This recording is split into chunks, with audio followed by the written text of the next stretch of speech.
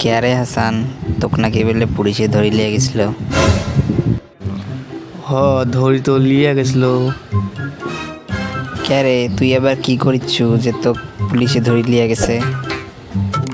সেদিন বুঝার ধরছুনু রিক্সা চড়ছুন মোর সাথে আর এক বেটা রিক্সা চড়ছে। গেইতে গেইতে সামনত পুলিশ দেখছে, ওই বেটা নামি ঝাবে পালাইছে। তে মোক পুলিশ আটকাইছে।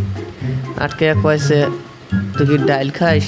মুই তো কখন হ্যাঁ ডাইল তুমি খাও, ডাইল মোর প্রিয় খাদ্য। কয়ে কেমন করি খাইস? বলে গ্লাসর ঢালিও খাও, ভাতের সাথে মাখি মাখি খাও। এখানে কথা শুনিয়ে পুলিশ মুখ ধরে নিয়ে গেছে। এখন তুই গো বন্ধু, মোরটের দোষ কোনা কি আছিল? कौन है ये लोग? कहां से आते हैं? কিরে বল্টু, তোর মন খারাপ কেন? কই না তো স্যার।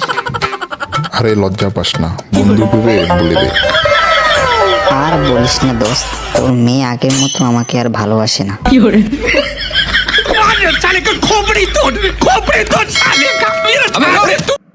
আচ্ছা বল্টু, চোর সম্পর্কে একটা ভালো উদাহরণ দে তো। স্যার, চোর পালালে বুদ্ধি বাড়ে, অতএব নিজের বুদ্ধি বাড়ানোর জন্য সবসময় চোরকে পালাতে দিতে হবে। সাব্বাস বেটা।